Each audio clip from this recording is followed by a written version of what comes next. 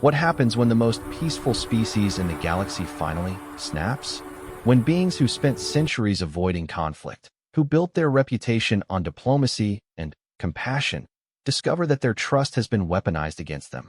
The Galactic Council thought they knew humanity. Soft, weak, easily manipulated. They were wrong.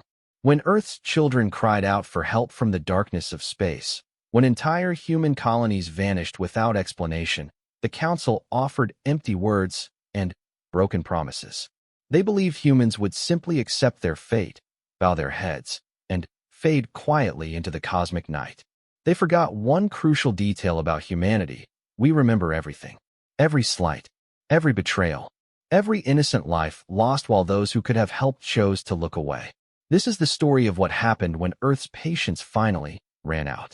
When humanity's true nature emerged from behind the mask of civilization. When the galaxy learned why, throughout human history, our species' greatest fear was never the monsters that lurked in the darkness. It was the monsters we could become. The Council demanded silence. They got something far worse. They got justice. And the universe would never be the same. Ambassador Elena Vasquez stood before the massive crystalline structure that housed the Galactic Council chambers, her hands steady despite the weight of what she carried. The data pad in her briefcase contained evidence that would either save humanity or condemn them all. Around her, beings from across the galaxy moved through the grand corridors with the casual arrogance of those who had never known true desperation. The Zarathi delegation slithered past, their scaled bodies catching the artificial light as they whispered among themselves in their clicking tongue. They had been the first to refuse Earth's plea for help when the colonies in the Outer Rim began disappearing. The Chronari floated by next, their gelatinous forms pulsing with bioluminescent patterns that Elena had once found beautiful. Now she saw only the cold indifference they had shown when human children were crying out across the quantum communication networks, begging for rescue that never came. Ambassador Vasquez, came a melodious voice behind her. Elena turned to see Counselor Zethkara approaching, her forearms gracefully managing a stack of data tablets, while her primary eyes remained fixed on Elena's face. The Ashanti were known for their empathy, their ability to sense emotions across species barriers. It was why Elena found their betrayal the most painful of all. Counselor, Elena replied, her voice carefully neutral. I trust you received our request for an emergency session. Zethkara's secondary eyes flickered, a sign of discomfort that Elena had learned to read during her 3 years stationed on Council Prime. Yes, though I must say, many members find your persistence somewhat concerning. The matter of the Outer Rim colonies has been discussed extensively. The Council's position remains unchanged. Elena felt something cold and sharp settle in her chest. Unchanged, even after the Kepler-7 massacre? Even after the complete radio silence from Haven Colony? Even after the rescue ships we sent came back empty, their crews missing? These are unfortunate events, Zethkara said, her tone taking on the practiced cadence of diplomatic non-commitment. However, the Council cannot authorize military intervention in disputed territories without disputed territories? Elena's voice cut through the air like a blade. These are human colonies, Counselor, established legally under the expansion accords that your people helped draft. Men, women, and children who trusted in the protection of this council. Several nearby beings turned to stare at the exchange. Elena noticed how quickly they looked away when she met their gazes. The Galactic Council had spent decades building an image of benevolent cooperation, but that image depended on everyone playing their assigned roles. Humans were supposed to be the grateful newcomers, the species that accepted their place at the bottom of the galactic hierarchy with quiet dignity. Elena was about to break that image forever. Ambassador, Zethkara's voice dropped to a whisper. You must understand the delicate balance we maintain here. The hegemony has made their position clear. They consider human expansion into their ancestral territories to be a violation of ancient treaties. If the Council were to act against them, ancient treaties that none of us have seen, Elena interrupted. Territories that have been empty for thousands of years. Counselor, are you seriously telling me that my people's lives are worth less than some ancient hegemony claim? Zethkara's empathic abilities must have been screaming warnings about Elena's emotional state, because her third set of eyes opened, a sign of genuine alarm among her species. Elena, please, You know I sympathize with your position, but my hands are tied. The hegemony controls 17% of known space. Their military capabilities are extensive. The Council cannot risk open conflict. Elena smiled, and something in that expression made Zethkara take a step backward. I understand perfectly, Counselor. The strong do what they will, and the weak suffer what they must. It's an old human saying. We know it well. This isn't about strength, Elena. It's about pragmatism. About preventing a larger conflict that could what? Kill more people than are already dying? Than have already died while this council debates and delays. Elena's voice remained calm, but there was something underneath it now, something that made the nearby conversations grow quiet. Tell me, Counselor, how many dead humans would it take for the council to act? 1,000? 10,000? 1,000,000? Elena, or is the answer infinite? Is there no number of dead human civilians that would move this council to action against the hegemony? Elena stepped closer, and now her voice carried clearly across the chamber. I need to know, Counselor, because my people are making calculations back on Earth. Important calculations about the value of galactic citizenship. The Grand Chamber had grown noticeably quieter. Elena could feel dozens of eyes upon them now, watching the human ambassador break protocol, watching her challenge not just one counselor, but the entire system they had all agreed to uphold. Ambassador, you're creating a scene, Zethkara hissed. This is not how these matters are discussed. No, Elena agreed, her smile growing sharper. Usually these matters aren't discussed at all. They're shuffled into committees, buried in bureaucracy, and ignored until the screaming stops. She raised her voice just enough to ensure it carried to the far corners of the chamber. But the screaming has stopped, Counselor. Do you know why? Zethkara didn't answer, her empathic senses clearly overwhelmed by whatever she was reading from Elena. Because there's no one left to scream, Elena continued. 17 human colonies. 200,000 souls. Gone. While this council issued strongly worded statements and called for calm from all parties. She paused, letting the numbers sink in. But perhaps you're right. Perhaps this isn't the proper forum for such discussions. Elena reached into her briefcase and withdrew the data pad she had been carrying. For a moment, she simply held it, feeling the weight of what it represented. Then, she placed it carefully on the ornate table beside them. My resignation from the ambassadorial post, she said simply. Effective immediately. Please forward it to the appropriate committee. I'm sure they'll find time to review it eventually. Zethkara stared at the device as if it might explode. Elena, wait. You can't just. This isn't how things are done. There are procedures, protocols. Yes, Elena said, turning to walk away. There always are. As she moved toward the chamber exit, Elena could feel the weight of hundreds of stares. Some curious, some shocked, some calculating what this human outburst might mean for their own interests. None of them understood what they had just witnessed. They thought they had seen a diplomat having a breakdown, a junior species representative throwing a tantrum because she couldn't accept political reality. They were wrong. Elena paused at the great doors of the chamber and turned back to address the room. Her voice carried clearly in the crystalline space, reaching every corner where the galaxy's most powerful beings conducted their business. The humans have a saying, she announced. Fool me once, shame on you. Fool me twice, shame on me.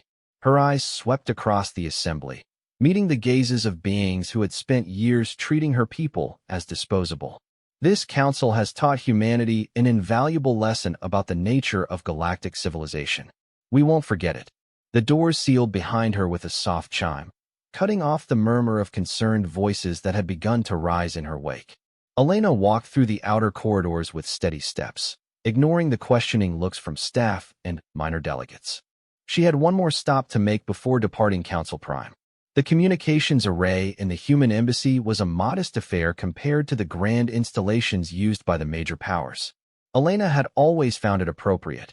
Humans were still newcomers to galactic society, after all, still learning their place, still believing that their place would be earned through goodwill and cooperation rather than fear and strength. That was about to change. Elena activated the quantum transmitter and waited for the encryption protocols to sync with Earth. The delay was minimal, one of the few benefits of Council Prime's position near the galactic core. When the connection established, the familiar blue glow of the hollow projector illuminated a face that Elena knew better than her own. Elena, Admiral Sarah Chen's voice carried across impossible distances with crystal clarity. I saw your message. Are you certain about this course of action? I am. Elena had known Sarah since their academy days, had served with her during the border wars before either of them dreamed they would one day be discussing interstellar politics. The Council has made their position clear. Human lives are expendable. Human sovereignty is negotiable. Human trust is worthless. Sarah's expression remained carefully neutral, but Elena could see the anger burning behind her eyes. Sarah had lost friends in the colonies, people she had served with, people who had trusted in the protection that galactic civilization was supposed to provide. The President has authorized Protocol 7, Sarah said quietly. Full implementation. All assets. Elena felt her breath catch. Protocol 7 was theoretical, a contingency plan that no one had ever expected to need. The idea that they might actually have to withdraw from galactic society had seemed impossible just months ago. Timeline. Elena asked. Immediate. Recall orders have already gone out to all human vessels beyond the Sol system. Trade agreements are being terminated. Embassy staff are being evacuated. Sarah paused. Elena, are you sure about the intelligence assessment? About what they're really doing to our colonies? Elena thought of the data she had gathered over months of careful investigation. The shipping records that didn't match reported cargo manifests. The energy signatures detected in hegemony space that matched human life support systems. The communication intercepts that spoke of processing facilities and resource extraction in terms no civilized being should use about sentient creatures. I'm sure, she said. They're not just killing our people, Sarah. They're harvesting them. The hegemony has turned genocide into an industry, and the Council is pretending not to notice. Sarah's jaw tightened. Then, Protocol 7 is appropriate. The only question is implementation. I'll need 48 hours to clear Council Prime, Elena said. After that, she shrugged. After that, we show them what humans really are. Elena, Sarah's voice carried a note of warning. Once we start down this path, there's no going back. The galaxy will never trust us again. Elena thought of the empty colonies, of the children who had died crying for help that never came, of the beings in the chamber behind her who had calculated that human suffering was an acceptable price for their comfort. Good, she said. Trust is what got us into this mess. Fear will keep it from happening again. The connection terminated, leaving Elena alone in the empty embassy. Through the viewports, she could see the lights of Council Prime stretching toward the horizon, millions of beings from hundreds of worlds living in the peace and prosperity that galactic civilization provided. They had no idea what was coming. Elena began gathering the few personal items she wanted to take with her. A photograph of her family back on Earth. A medal from the border wars. The ceremonial knife that had been a gift from the Ashani delegation during the trade negotiations that now seemed like a lifetime ago. She left everything else. The Council would probably spend months analyzing her abandoned belongings, looking for clues about human intentions, trying to understand what they had missed. They would find nothing useful because they were asking the wrong questions. They wanted to know what humanity was planning. They should have been asking what humanity had already done. Outside her window, the first human cargo vessels were already beginning their departure from Council Prime's commercial district. To any observer, it would look like routine trade activity. The massive ships moved with their usual ponderous grace, their holds presumably filled with the exotic goods and rare materials that made interstellar commerce profitable. None of the observers would think to scan deeper.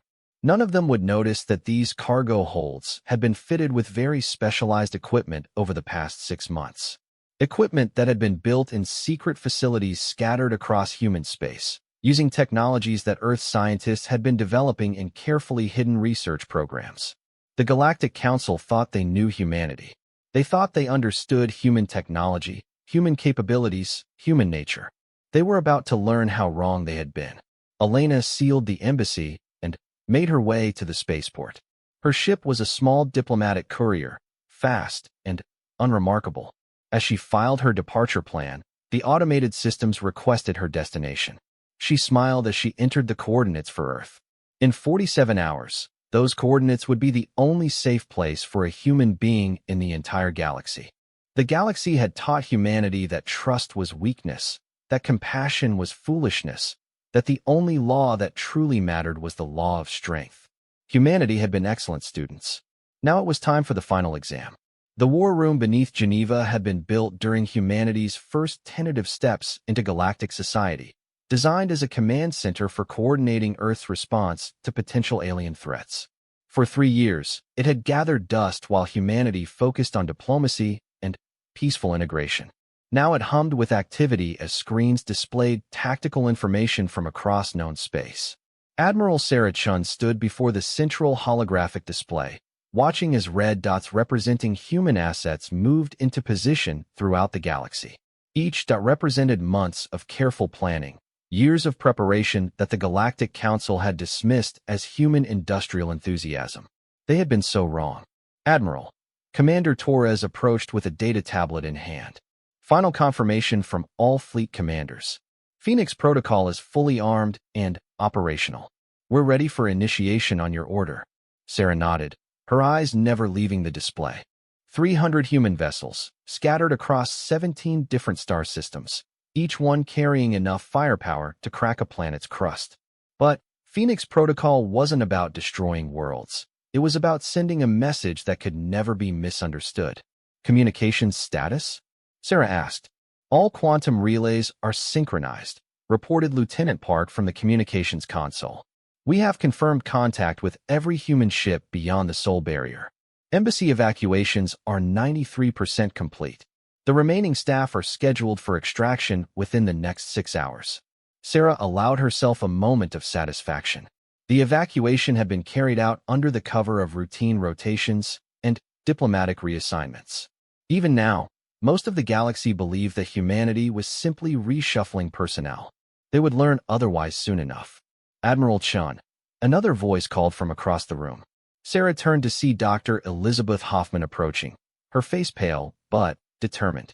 As Earth's leading xenobiologist and one of the architects of humanity's integration into galactic society, Hoffman had initially opposed Protocol 7 with every fiber of her being. That opposition had died when she reviewed Elena's intelligence reports. Doctor, Sarah acknowledged. I take it the analysis is complete? Hoffman's hands trembled slightly as she activated her holographic projector. The image that appeared made several people in the room step back involuntarily. It showed the interior of what appeared to be a massive industrial facility, but the products being processed were unmistakably human bodies. This footage was recovered from a damaged hegemony transport that our deep reconnaissance team intercepted 3 days ago, Hoffman said, her voice carefully controlled. The ship's computer contained detailed records of 17 different processing facilities operating in hegemony space.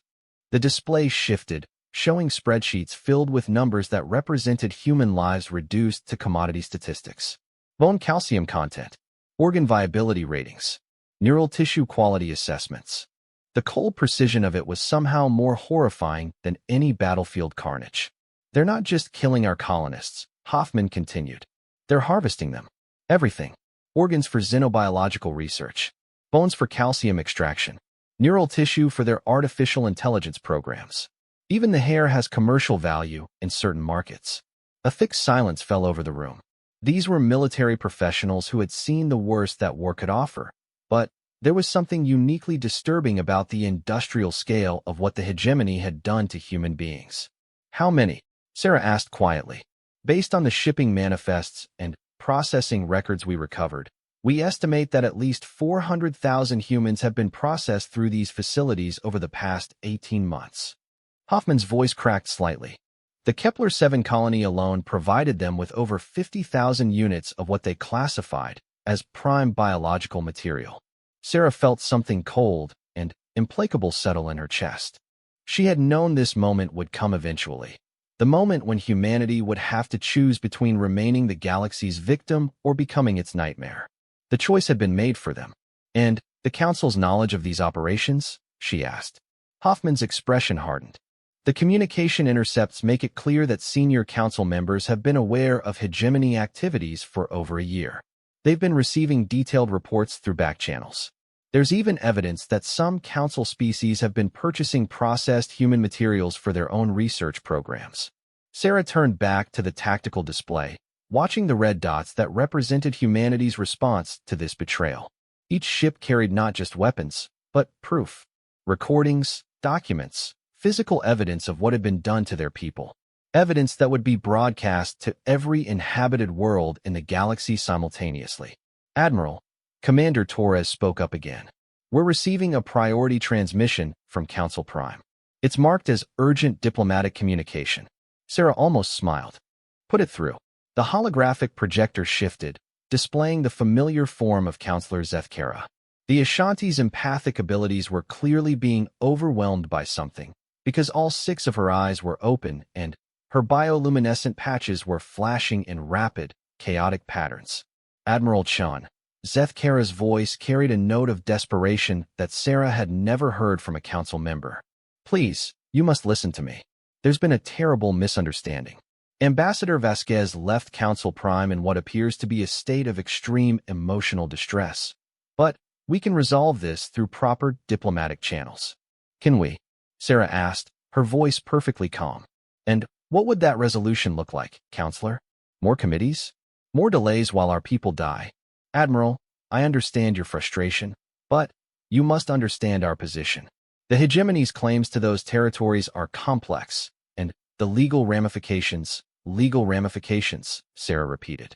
Tell me, Counselor, what are the legal ramifications of genocide? Of turning sentient beings into industrial raw materials? Zethkara's empathic senses must have picked up something from Sarah's emotional state, because she suddenly went very still. Admiral, what are you implying? Sarah gestured to Dr. Hoffman, who reactivated her presentation. The images of the processing facilities filled the communication channel, and Sarah watched with grim satisfaction as Zethkara recoiled in horror.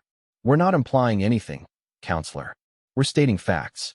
The hegemony has been systematically harvesting human beings, and the Galactic Council has been allowing it to happen. The question now is what humanity chooses to do about it. This is impossible, Zethkara stammered. The Council would never tolerate such atrocities. There must be some mistake. The only mistake, Sarah interrupted, was humanity's belief that the Council actually represented justice and civilization. We won't make that error again. Sarah gestured to Lieutenant Park, who began uploading the complete intelligence package through the communication link. Thousands of files, recordings, shipping manifests, communication intercepts, everything that proved the scope of what had been done to humanity. You now have all the evidence we've gathered, Sarah said as Zethkara's face grew increasingly pale while she reviewed the incoming data. The communication logs showing council members discussing the need to manage human expectations while our people were being processed.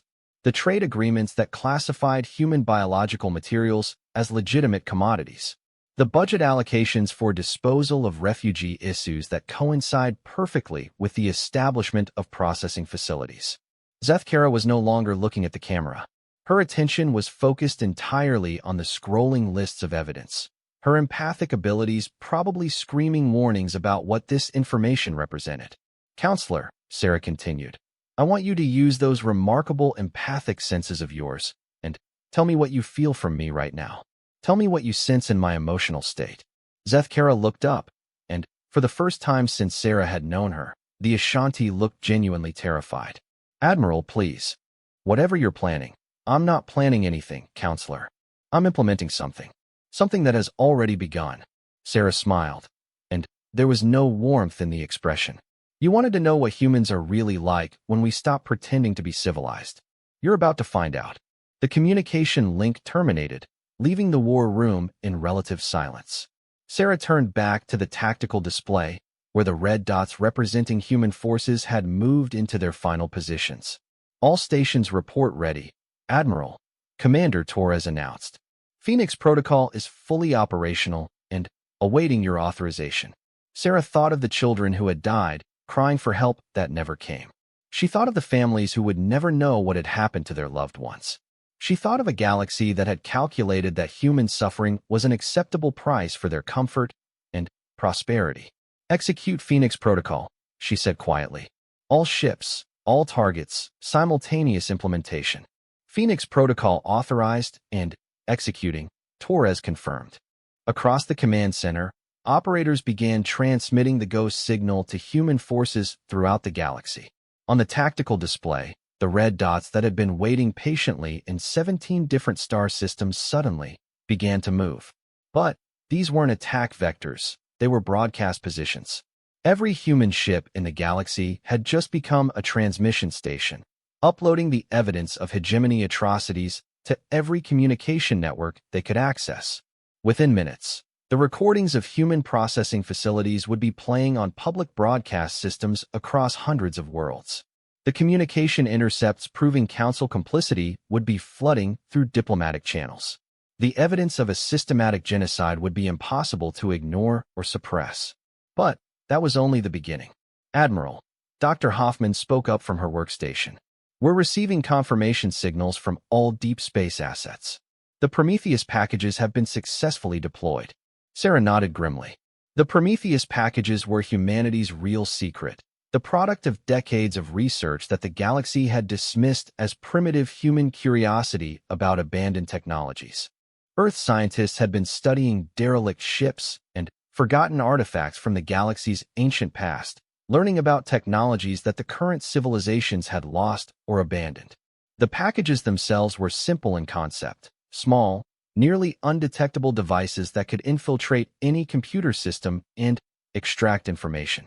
But their implementation had required technology that officially didn't exist, stealth capabilities that no current civilization possessed, and a level of patience that only a species facing extinction could maintain.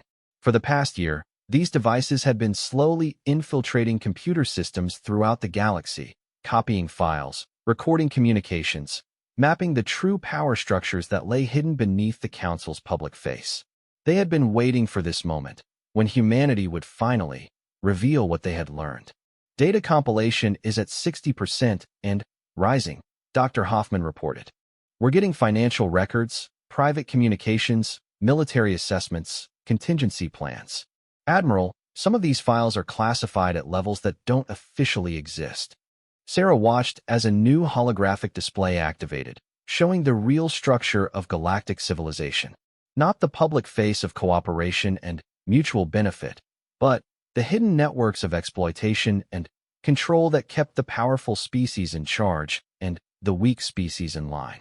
The evidence showed secret agreements to limit certain species' technological development, hidden trade practices that kept some worlds in permanent debt, military cooperation treaties that were designed to prevent any single species from becoming strong enough to challenge the established order. And at the center of it all, the Galactic Council, not as the benevolent federation it claimed to be, but as an enforcement mechanism designed to maintain the status quo. How long before the data compilation is complete? Sarah asked. 12 minutes for full analysis, Admiral. But we already have enough evidence to prove that the Council has been actively managing galactic civilization to prevent any species from achieving true independence. Sarah felt a bitter smile cross her face. They were so concerned about preventing conflict that they institutionalized oppression. And they thought we would never figure it out because we were too new, too naive, too grateful for their acceptance. Admiral, Lieutenant Park called from the communications console. We're receiving emergency transmissions from Council Prime. Multiple priority channels requesting immediate contact with Earth's leadership. I'm sure they are, Sarah replied. How many species governments have received our information packages so far? 47 confirmed, Admiral, with more coming online every minute. The Quantum Broadcast Network is operating at maximum capacity. The tactical display updated, showing communication traffic throughout the galaxy as the evidence of what had been done to humanity spread from world to world. Some species would try to suppress the information. Others would demand explanations. A few would probably start asking uncomfortable questions about what had been done to their own people over the centuries. But none of them would be able to ignore what was coming next. Admiral, Commander Torres approached with a new set of orders. We're receiving confirmation from the fleet commanders. All vessels are in position for Phase 2 implementation. Sarah took a deep breath. Phase 1 had been about revealing the truth. Phase 2 was about demonstrating the consequences of that truth. Send the authorization code, she ordered. Initiate Prometheus Protocol, full implementation. Prometheus Protocol authorized, Torres confirmed. Across the galaxy, the hidden devices that had been quietly infiltrating computer systems for the past year suddenly activated their secondary functions. But instead of simply copying information, they began rewriting it. Financial systems that had been used to launder the profits from human harvesting suddenly began transferring those profits to refugee assistance funds. Military databases that contained plans for suppressing undesirable species began broadcasting those plans to their intended targets. Trade networks that had been used to distribute processed human materials found their shipping manifests being transmitted to every major news organization in the galaxy. The galaxy's hidden power structures were being turned against themselves, and there was nothing the Council could do to stop it. "Admiral," Dr. Hoffman called out, her voice filled with amazement. "We're detecting massive system failures throughout hegemony space. Their entire logistical network is collapsing. Banking systems, communication arrays, fleet coordination, it's all going down simultaneously." Sarah watched the tactical display as red warning indicators began appearing throughout the galaxy. The species that had built their power on secrecy and careful manipulation were discovering that their victims had learned to fight back with tools they never saw coming. "What about the processing facilities?" Sarah asked. Dr. Hoffman's expression grew fierce.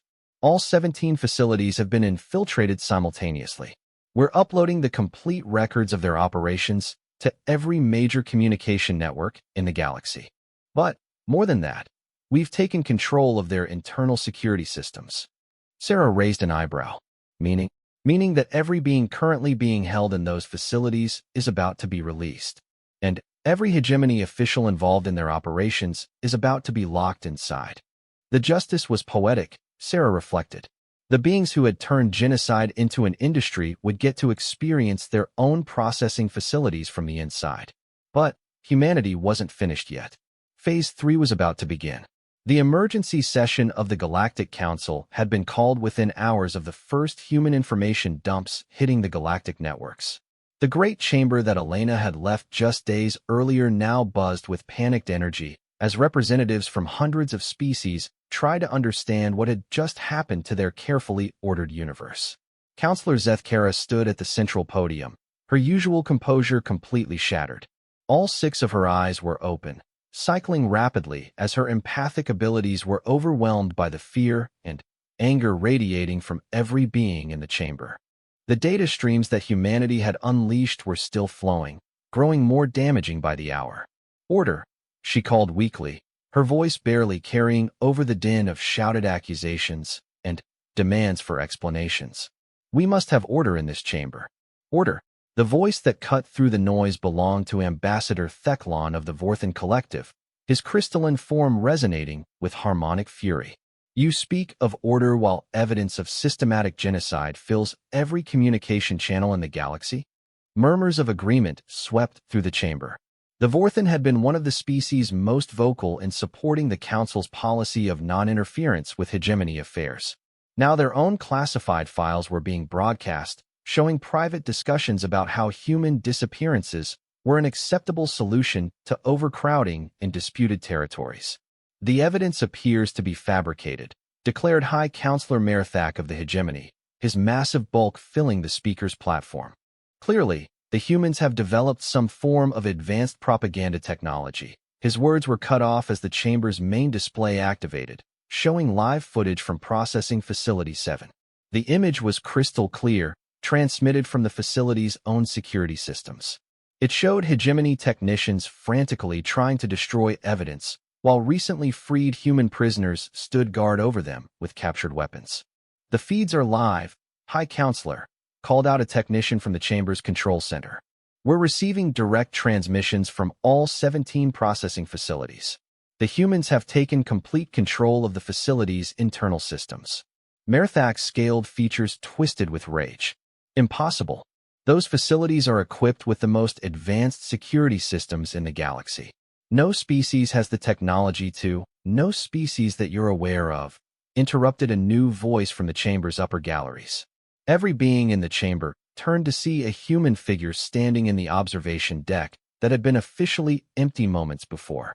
Elena Vasquez stepped into the light, but She was no longer wearing the diplomatic robes of an ambassador. Her black uniform bore no insignia that any of the assembled beings recognized, and the device on her wrist was projecting a holographic display that showed tactical information from across the galaxy. "Hello again," Elena said, her voice carrying clearly throughout the chamber despite the fact that she shouldn't have been able to access the Council's audio systems. "I thought you might appreciate a live briefing on current events." "Security," Zethkara shouted, but nothing happened. The chamber's doors remained sealed, and the automated defense systems that should have responded to an unauthorized intrusion showed no signs of activation. "I wouldn't bother," Elena said calmly. "We've been in control of Council Prime's security grid for the past 6 hours, along with your communication networks, your data archives, and your financial systems." She smiled, and the expression was nothing like the diplomatic pleasantries she had once offered. "Humanity has been very busy." The holographic projector at Elena's wrist expanded, filling the center of the chamber with a three-dimensional map of the galaxy. Red markers indicated the locations of human operations, but there were far more of them than anyone had imagined possible. "For the past 18 months, Elena continued, while you were debating whether human lives had sufficient value to merit Council protection, humanity has been conducting the largest intelligence operation in galactic history. We've infiltrated your governments, your militaries, your financial institutions, and your private communications." The map zoomed in on specific systems, showing the scope of human penetration into galactic civilization. Every major trade route, every military installation, every government facility, all marked with indicators showing levels of human surveillance and infiltration. "We know everything," Elena said simply. "Every dirty deal, every hidden agenda, every secret agreement that keeps this council in power. And in about 10 minutes, all of that information is going to become public knowledge." Pandemonium erupted in the chamber as representatives began shouting questions, demands, and threats. Elena simply stood there, watching the beings who had dismissed her people's suffering panic at the prospect of their own secrets being revealed. The Ashanti's secret genetic modification programs, designed to enhance their empathic abilities by experimenting on other species, Elena said, her voice cutting through the noise. The Zarathi's slave labor camps, disguised as refugee assistance facilities. The Chronari's monopoly on quantum computing technology, maintained by systematically assassinating researchers from other species who get too close to breakthrough discoveries. Each revelation caused a new wave of denials and accusations. Species that had been allies for centuries began turning on each other as their hidden activities were exposed. "But those are just the minor secrets," Elena continued. "The real revelation is what this council actually represents. Not a federation of equals, but a carefully managed hierarchy designed to prevent any single species from becoming strong enough to challenge the established power structure." The holographic display shifted, showing the true organizational chart of galactic civilization. The public council structure was revealed as merely a facade, hiding a network of control mechanisms that determined which species were allowed to advance and which were kept in permanent subservience. "The expansion accords that brought humanity into galactic society," Elena said. "They weren't designed to integrate us. They were designed to control us, to ensure that we would never develop the technologies or alliances necessary to become a threat to the existing order." High Counselor Merthak rose to his full imposing height. "Even if your accusations have merit, human, you have just declared war on galactic civilization itself. Your species lacks the military capability to survive the response such actions will provoke." Elena's smile grew wider. "Military capability?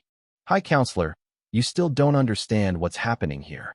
She gestured to her wrist projector, and the tactical display shifted to show fleet positions throughout the galaxy. "Those aren't human warships you're looking at," she said. "They're human cargo vessels. The same ships that have been faithfully hauling freight throughout the galaxy for the past 3 years. The same ships that your security forces have inspected hundreds of times and found nothing more threatening than agricultural products and manufactured goods." The display zoomed in on one of the vessels, showing its internal structure. What had appeared to be cargo holds were revealed to be sophisticated manufacturing facilities, automated factories capable of producing advanced technology using raw materials gathered from across the galaxy. Every human trade mission has been a reconnaissance and resource-gathering operation, Elena explained. While we were officially learning about galactic commerce, we were actually mapping your defenses, studying your technologies, and positioning assets for exactly this scenario. Ambassador Theclon's crystalline form resonated with sudden understanding. The mineral surveys, the cultural exchange programs, the scientific cooperation initiatives, all of it was intelligence gathering. All of it, Elena confirmed. Humanity spent 3 years appearing harmless and eager to please while we studied every aspect of galactic civilization. We learned your languages, your customs, your technologies, and, most importantly, your weaknesses. The tactical display updated again, showing new information that made several council members step back in alarm. The cargo vessels weren't just manufacturing facilities. They were weapons platforms of a design that no one in the chamber recognized.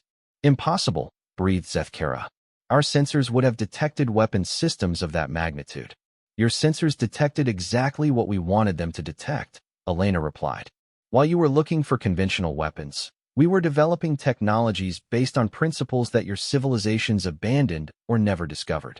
We've had 3 years to study derelict ships, ancient artifacts, and forgotten research data.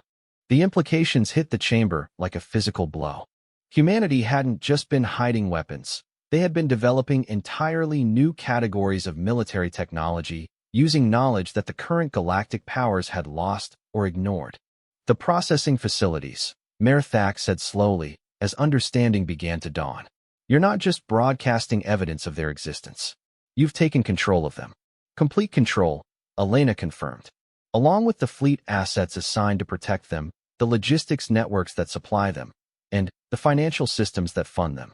As of 6 hours ago, the hegemony's entire operation in the Outer Rim has ceased to exist as a functional military force. The display showed real-time footage from across hegemony space. Ships dead in space, their crews locked in their own quarters by hijacked life support systems. Command centers sealed by their own security protocols, their officers trapped inside, while automated systems began broadcasting their classified files to the galaxy. This is terrorism, Merthak declared, but his voice lacked conviction. The Council cannot allow such actions to go unpunished. Terrorism. Elena's voice turned cold. High Counselor, let me show you terrorism. The display shifted to show archived footage from the processing facilities. The clinical efficiency of the harvest operations, the casual discussions of human beings as raw materials, the careful calculations of profit margins based on the destruction of entire communities.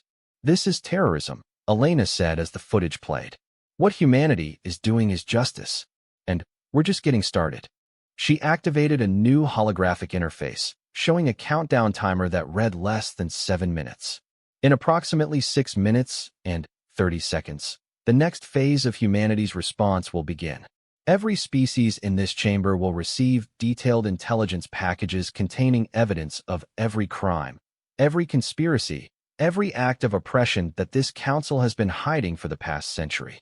The chamber erupted in fresh panic as representatives realized that their own species' secrets were about to be revealed. But that's not the worst part, Elena continued. The worst part is what happens next. See, humanity has spent 3 years not just gathering intelligence, but building relationships. Real relationships, based on honest dealing and mutual respect.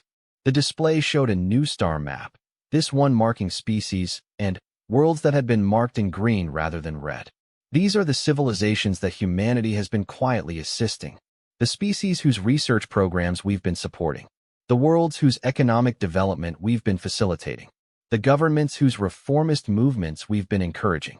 Elena's smile turned predatory. They're about to learn exactly what this council has been doing to prevent their advancement. The green markers on the map began to pulse, indicating active communication links. Real-time transmissions were flowing to dozens of species that the Council had been systematically oppressing, giving them the tools and knowledge they needed to break free from the control systems that had kept them in line. You're destabilizing the entire galactic order, Zethkara said, her empathic senses clearly overwhelmed by the implications of what she was witnessing. We're liberating it, Elena corrected. The Galactic Order you're talking about is built on exploitation, oppression, and genocide. It deserves to be destabilized. The countdown timer reached 5 minutes, and new information began appearing on the display. Ship movements throughout the galaxy, as the green-marked species began mobilizing forces that the Council hadn't known they possessed. This is impossible, breathed Ambassador Kthara of the Nexus Collective. Our intelligence assessments show that these species lack the industrial capacity for military action on this scale. Your intelligence assessments were deliberately falsified, Elena replied. Humanity has been quietly providing technology transfers, resource assistance, and organizational support to over 40 species that this council has been keeping in artificial poverty. The true scope of humanity's operation was becoming clear. While the council had been focused on maintaining the status quo, humans had been building a shadow network of alliances based on mutual benefit rather than exploitation. What do you want? Merthak demanded. What are your terms for ending this assault on galactic stability? Elena's expression grew thoughtful. Terms? High Counselor, I think you misunderstand the situation. We're not negotiating with you. We're replacing you. The countdown reached 3 minutes, and the chamber's displays began showing footage from across the galaxy. The green-marked species were moving their fleets, mobilizing their populations, and broadcasting their own versions of humanity's intelligence revelations. The galactic community is about to learn what real cooperation looks like, Elena said. What happens when species work together as equals rather than as masters and servants? What becomes possible when the artificial barriers to advancement are removed? She gestured to the tactical display, which now showed a new organizational structure, not the hierarchical control system of the current council, but a network of independent but allied civilizations. Welcome to the new Galactic Order, Elena announced. One where species are judged by their actions rather than their age, where cooperation is based on mutual benefit rather than fear, and where genocide is met with justice rather than diplomatic protests. The countdown reached 1 minute, and emergency alarms began sounding throughout Council Prime. The beings who had spent centuries controlling galactic civilization through careful manipulation and hidden coercion were about to discover what it felt like to be on the receiving end of superior force. This is madness, Zethkara whispered. The chaos this will cause, the conflicts that will emerge, the entire galaxy could be consumed by war. Elena's expression softened slightly, showing a glimpse of the diplomat she had once been. Counselor, for the first time since I've known you, your empathic abilities are failing you. What you're sensing isn't the prelude to war, it's the birth of peace. Real peace, based on justice rather than oppression. The countdown reached 0, and the galaxy changed forever. The hegemony flagship Eternal Dominion hung motionless in the void, its massive bulk darkened except for the emergency lighting that cast eerie shadows through its corridors. Admiral Kvarek stood in what had been the ship's command center, staring at displays that showed the complete collapse of everything he had spent his career building. The ship's crew was locked in their quarters, victims of their own security systems that had been turned against them by human infiltration programs. Kvarek himself was free to move about the command deck, but only because the humans wanted him to witness the destruction of his civilization. The main display showed the tactical situation across hegemony space, and the picture was one of complete disaster. 17 processing facilities had fallen silent, their operations halted, and their personnel imprisoned by their own security protocols. The fleets assigned to protect those facilities were dead in space, their crews trapped aboard powerless ships. But the military losses, devastating as they were, paled in comparison to what was happening to hegemony society itself. Sir, came a voice from behind him. Kvarek turned to see communications officer Zelthak approaching, his scaled features pale with shock. He was one of the few crew members who hadn't been locked down, kept free specifically to relay information to his commander. What is it? Kvarek asked, though he wasn't sure he wanted to hear the answer. The intelligence dumps from the human operations, Zelthak said quietly. Sir, they're not just targeting military assets. They're broadcasting everything to our civilian populations. Financial records, operational parameters, casualty reports. Sir, our own people are learning what we've been doing to the humans. Kverik felt his stomach drop. The hegemony's power had always depended on carefully controlling information flow to their population. Their people believed they were expanding into lawfully claimed territories, defending ancient rights against encroaching aliens. They had never been told about the processing facilities, about the systematic harvesting of sentient beings, about the industrial-scale genocide that funded their civilization's expansion. Reaction? Kverik asked. Zelthak's expression grew even more troubled. Riots on 17 worlds, and growing. Fleet commanders are reporting mutinies as crews learn what their missions actually involved. The Civilian Council has issued a formal condemnation of military leadership and is calling for immediate cessation of all operations in human space. Kverik closed his eyes. In a single day, humanity had accomplished what centuries of warfare could never have achieved. They had turned the hegemony's own people against their government. Sir, Zelthak continued hesitantly, there's more. We're receiving reports of systematic failures throughout our logistics network. Supply ships are reporting computer malfunctions that are preventing them from reaching military installations. Banking systems are freezing assets associated with the processing operations. Even our diplomatic communications are being intercepted and broadcast. How? Kverik demanded. How did they penetrate our security so completely? The initial analysis suggests that the infiltration began approximately 18 months ago, Zelthak replied. Human trade vessels, diplomatic missions, cultural exchange programs, all of them appear to have been cover for intelligence operations. They've had access to our computer networks for over a year. Kverik thought back to the early days of human integration into galactic society. The eager newcomers who had seemed so grateful for the opportunity to participate in interstellar commerce. The diplomats who had accepted every slight, every insult, every humiliation with patient dignity.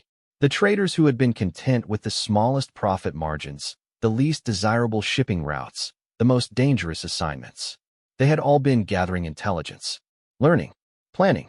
Sir, another voice called from across the command deck. Kverik turned to see sensor operator Morglen gesturing frantically at his displays. We're detecting massive energy signatures throughout human space.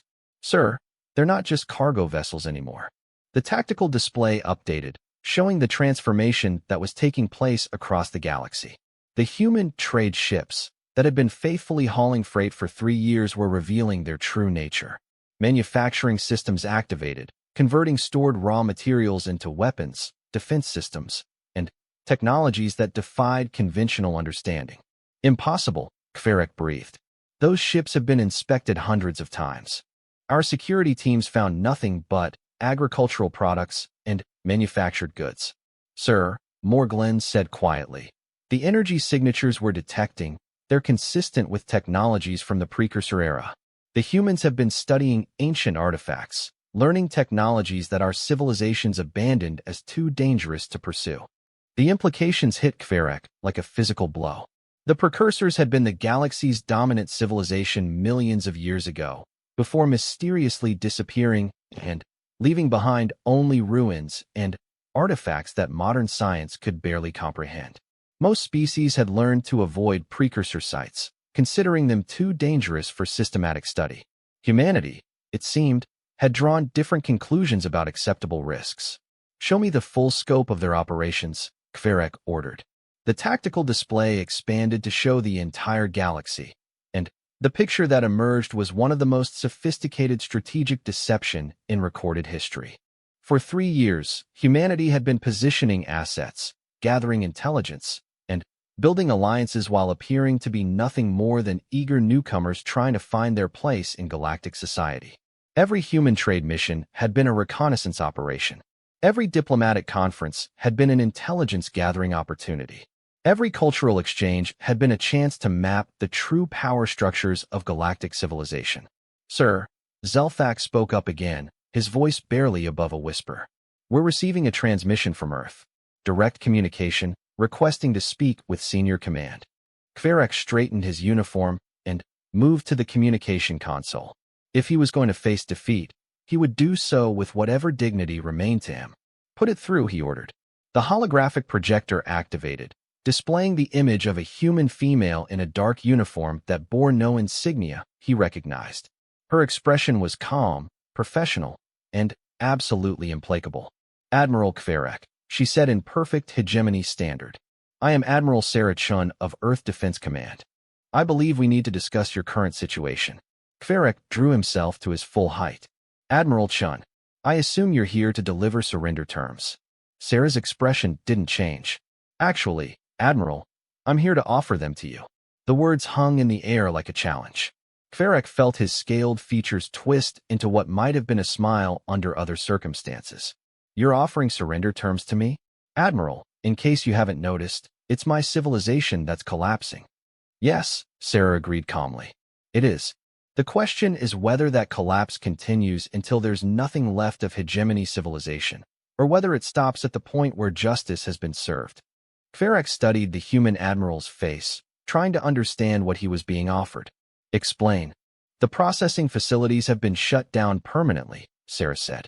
"The assets used to fund those operations have been seized and transferred to victim compensation funds. The individuals directly responsible for ordering and implementing genocide have been identified and will face trial." She paused, letting those words sink in. "But, Admiral, we have no interest in destroying hegemony civilization itself.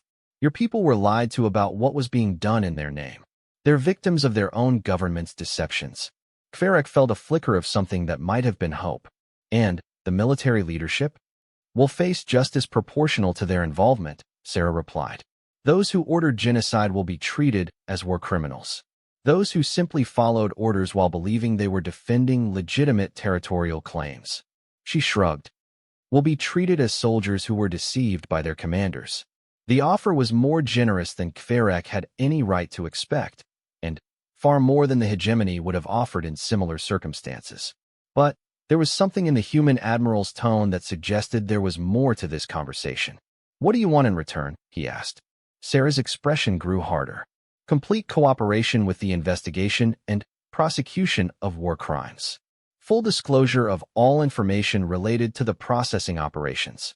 And, most importantly, a public acknowledgement from hegemony leadership that what was done to humanity constituted genocide."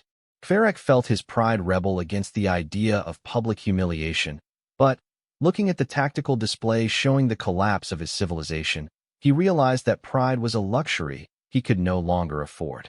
"And if I refuse?" Sarah gestured to something off-screen, and Kverek's tactical displays updated to show new information. Fleets from dozens of species were mobilizing, heading toward hegemony space with obvious hostile intent. These weren't council forces following diplomatic protocols. These were independent military actions by species who had just learned about the systematic oppression that had kept them weak. "If you refuse," Sarah said calmly, "then the galaxy will settle the matter without our involvement. And, Admiral, I suspect their terms will be significantly less generous than ours." Kverek looked at the approaching fleets and realized that humanity had accomplished something unprecedented in galactic history. They had created a coalition of the oppressed, united not by the artificial structures of the Council, but by genuine shared grievances and mutual support. "Admiral," he said quietly, "may I ask why you're offering mercy to those who showed none to your people?" Sarah was quiet for a long moment, and, when she spoke, her voice carried a weight that suggested deep personal cost. "Admiral, humanity has learned something important about the nature of justice. Revenge feels satisfying, but it doesn't bring back the dead. It doesn't heal the wounds. And it doesn't create the kind of galaxy we want to leave to our children." She paused, her expression growing distant. "We've spent 3 years studying galactic civilization, Admiral. We've seen what happens when the powerful are allowed to act without consequences. We've seen how fear and hatred perpetuate themselves across generations. We've seen how cycles of violence continue until entire civilizations are consumed by them." Kverek found himself listening intently. There was something in the human's voice that spoke of hard-won wisdom. "What we want," Sarah continued, "is not revenge. What we want is a galaxy where what happened to humanity can never happen to anyone else. Where the strong protect the weak instead of exploiting them.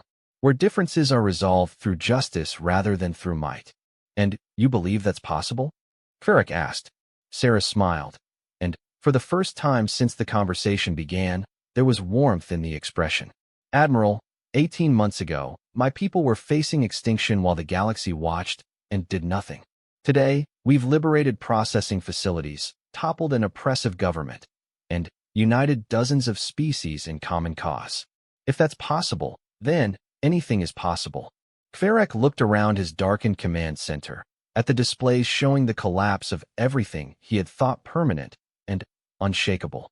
The galaxy had changed in a single day, transformed by a species that everyone had dismissed as weak and harmless. "What would you need from me?" he asked finally. "Complete records of the processing operations," Sarah said. "Full cooperation with the investigation teams we're sending to the facilities. And a public statement acknowledging that the hegemony's actions constituted crimes against sentient beings." Kverek thought of his own people, rioting in the streets as they learned what had been done in their name. Thought of the crews trapped aboard their own ships, victims of their government's deceptions. Thought of the children who would inherit whatever galaxy emerged from this chaos. "Admiral Chun," he said formally, "on behalf of the Hegemony Defense Forces, I accept your terms. We will provide full cooperation with your investigation and will work to ensure that justice is served." Sarah nodded. "Thank you, Admiral. Transport will arrive within the hour to begin the transfer of records and personnel. And, Admiral, for what it's worth, I believe you're making the right choice." The communication ended, leaving Kverek alone with his thoughts and the changed galaxy beyond his ship's hull. In the space of a single day, humanity had taught the galaxy a lesson about the true nature of strength. It wasn't about military might or technological superiority. It was about the will to act when action was needed, the courage to stand up for what was right, and the wisdom to know when victory had been achieved. The galaxy would never be the same. And, perhaps, Kverek thought as he began preparing the files that would expose his civilization's crimes, that was exactly what it needed. 6 months after the day that galactic historians would later call the Human Awakening, Elena Vasquez stood in the center of what had once been the Galactic Council chambers. The crystalline structure remained the same, but everything else had changed fundamentally. Gone were the rigid hierarchies that had defined the Council's operations for centuries. The circular arrangement of seats that had once been organized by species age and perceived importance had been replaced by a more egalitarian configuration. Representatives sat in mixed groups, species intermingling without regard to their civilization's historical status. Elena wore a simple blue uniform that bore the insignia of the new Galactic Cooperative, not as humanity's representative, but as the elected coordinator for justice and reconciliation. It was a position that hadn't existed 6 months ago, created specifically to oversee the transition from the old order to something unprecedented in galactic history. The final report, announced Dr. Zora Kves, a Vorthan xenobiologist who had spent the past 6 months leading investigation teams throughout former hegemony space. Her crystalline form resonated with controlled emotion as she began her presentation. "After thorough examination of all 17 processing facilities, we have confirmed the deaths of 412,000 human beings over an 18-month period." Silence fell over the chamber.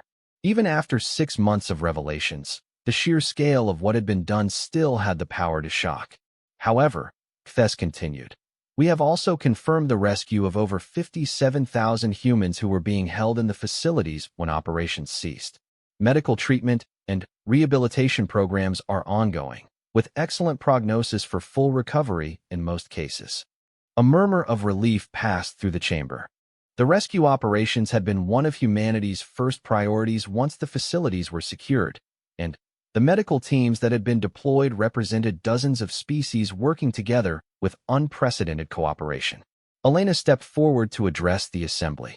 "The investigation phase of our response is now complete," she announced. "It's time to discuss implementation of the justice protocols that were agreed to during the emergency sessions." The chamber's displays activated, showing the comprehensive legal framework that had emerged from months of careful negotiation. It was unlike anything in galactic history, a justice system designed not just to punish wrongdoing, but to prevent its repetition. 843 individuals have been identified as directly responsible for ordering, implementing, or profiting from genocide, Elena continued. They will face trial according to the new War Crimes Tribunal protocols. However, the cooperative has also identified over 12,000 individuals who were involved in these operations, but who can demonstrate that they were acting under duress, deception, or incomplete information. Ambassador Theclon, who had become one of the most vocal supporters of the new system after his own species' secrets had been revealed, spoke up from his position in the assembly. Coordinator, what disposition is recommended for those individuals? Rehabilitation and education, Elena replied. The goal of justice is not punishment for its own sake, but the creation of a galaxy where such crimes become impossible. Those who were deceived by their leadership can become our strongest allies in building that galaxy. The response represented a fundamentally different approach to justice than the galaxy had ever seen. Where the old council had relied on deterrence through punishment, the new cooperative focused on prevention through understanding. The broader reforms, Elena continued, activating a new section of the display, addressed the systemic issues that allowed these crimes to occur. The information transparency protocols ensure that no government can hide atrocities from their own people. The economic justice initiatives prevent the kind of resource manipulation that kept certain species in artificial poverty. And the mutual defense compacts ensure that no species will ever again face extinction alone. Former Counselor Zethkura, whose empathic abilities had made her invaluable during the reconciliation process, stood to address the chamber. Coordinator Vasquez, I must ask, the transformation we've seen in galactic civilization over the past 6 months has been remarkable. But there are those who question whether humanity's methods were necessary. Could these changes not have been achieved through traditional diplomatic means? Elena considered the question carefully. It was one that had been debated extensively in the months since the human awakening, and she knew her answer would be analyzed by historians for generations to come. Counselor, she said finally, for 3 years, humanity attempted to work within the traditional diplomatic framework. We filed formal complaints, we requested emergency sessions, we provided evidence of genocide, and we begged for intervention. The response was committees, delays, and empty promises while our people died. She gestured to the displays showing the current state of galactic cooperation. The changes we're seeing now, the 47 species that have been liberated from artificial constraints on their development, the 17 economic reforms that have ended systematic exploitation, the new communication networks that prevent information suppression, none of this would have been possible under the old system. Elena paused, meeting the eyes of beings who had once dismissed her people as insignificant. Sometimes, Counselor, change requires more than just asking politely. Sometimes it requires demonstrating that the cost of maintaining an unjust system is higher than the cost of reforming it. High Counselor Merthak, one of the few hegemony officials who had been cleared of direct involvement in the genocide, spoke from his position in the Reformed Assembly. His massive form was diminished somehow, the arrogance that had once defined his presence replaced by something approaching humility. Coordinator, he said, I must ask about humanity's long-term intentions. Your species has demonstrated capabilities that far exceed what any of us imagined possible.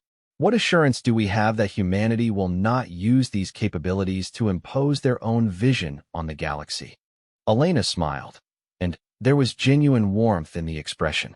High Counselor, that question assumes that we have a single vision to impose. But if you look around this chamber, you'll see that we're not imposing anything. We're facilitating. She gestured to the mixed groups of representatives, the collaborative working groups that had replaced the rigid hierarchical committees of the old council. The reforms being implemented aren't humanity's ideas. They're the collective wisdom of 73 different species working together as equals. Humanity's role has been to provide the tools and opportunities for that cooperation to occur. But those tools, pressed Ambassador Waylon of the Nexus Collective, the technologies you've revealed, the intelligence capabilities you demonstrated, surely such power requires some form of oversight. Elena nodded. Absolutely. Which is why humanity has agreed to full transparency protocols regarding our technological capabilities. Every technique we used in our operations, every technology we developed, every intelligence asset we deployed, all of it is being shared with the cooperative's oversight committees. The displays updated to show the comprehensive technology transfer programs that humanity had initiated. Advanced manufacturing techniques, intelligence analysis methods, even the precursor-based technologies that had made their infiltration possible, all of it was being freely shared with any species that requested it. Additionally, Elena continued, humanity has agreed to submit all future technological developments to review by the Cooperative's Ethics and Safety Council. No single species, including ours, will have access to technologies that could threaten the stability of galactic civilization. Dr. Kves spoke up again. The medical technologies that humanity has shared during the rescue and rehabilitation operations have been remarkable. Our preliminary analysis suggests that some of these techniques could revolutionize healthcare throughout the galaxy. Elena felt a warmth of genuine satisfaction. That's exactly the kind of outcome we hoped for, Doctor. Humanity developed those technologies out of necessity. We needed to be able to treat victims of trauma and abuse on a massive scale. But there's no reason they should be restricted to human use. The agricultural improvements have been equally impressive, added agricultural specialist Ivora of the Centauri Union. The crop enhancement techniques humanity has shared with the Liberation Worlds have already begun to address food security issues that have persisted for decades. Elena nodded. Again, these were technologies we developed while building our alliance network. When you're trying to help 47 different species achieve economic independence, you learn a lot about efficient resource utilization. The conversation continued for hours, covering the myriad ways that galactic civilization had been transformed in just 6 months. The old system of artificial scarcity and controlled development had been replaced by active cooperation and technology sharing. Species that had been kept in poverty were developing rapidly with assistance from their former oppressors. Research programs that had been stifled by political considerations were making breakthrough discoveries. But, perhaps most importantly, the culture of galactic civilization was changing. The careful hierarchies and diplomatic protocols that had maintained the old order were being replaced by something more direct and honest. Coordinator, called out Dr. Mhara of the Sigma Collective, I wanted to express my species' gratitude for the educational exchange programs that humanity has initiated. The opportunity for our students to learn advanced problem-solving techniques has been invaluable. Elena smiled. Doctor, those programs benefit humanity as much as they do your people. We've learned more about quantum mathematics from your students in 3 months than we learned in 3 years of independent research. It was true. The knowledge sharing that had emerged from the new galactic order was benefiting everyone involved. Species that had been isolated by the old system's constraints were contributing insights and innovations that were advancing the entire galaxy. As the session began to wind down, Elena found herself reflecting on the journey that had brought them to this point. 6 months ago, humanity had been facing extinction while the galaxy watched and did nothing. Today, they were part of a cooperative that was transforming galactic civilization in ways that would have been impossible under the old order.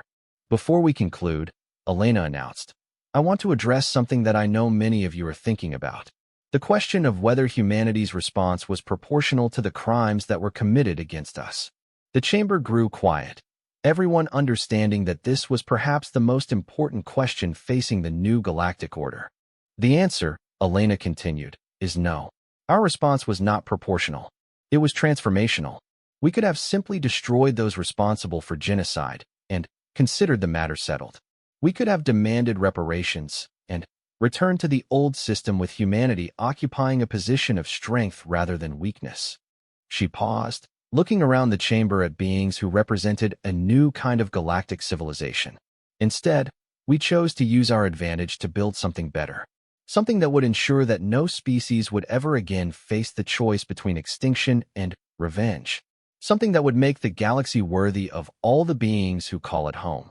Elena gestured to the displays showing the current state of galactic cooperation, the research programs, the development initiatives, the cultural exchanges, the justice systems that protected the weak rather than enabling the strong. This is our revenge, she said quietly. Not the destruction of our enemies, but the creation of a galaxy where no one needs to be an enemy, where strength serves justice rather than self-interest, where the future is built through cooperation rather than domination. The chamber erupted in applause, But Elena hardly heard it. She was thinking of the children who had died in the processing facilities, of the families who would never be reunited, of the communities that had been destroyed by genocide. They were gone, and nothing could bring them back. But their sacrifice had not been in vain. It had purchased something precious, a galaxy where such crimes had become not just illegal, but impossible. As the session concluded and the representatives began to disperse, Elena noticed that many of them were forming mixed groups, continuing their conversations, and planning joint initiatives. Species that had been suspicious of each other for centuries were working together as natural allies. The transformation wasn't complete, perhaps it never would be, but it was real, and it was sustainable, and it was just. And, in the end, Elena thought as she made her way out of the chamber, that was the best revenge of all. Humanity had not just survived their brush with extinction. They had used it to build something better than what had come before. The galaxy would never be the same. And that was exactly as it should be.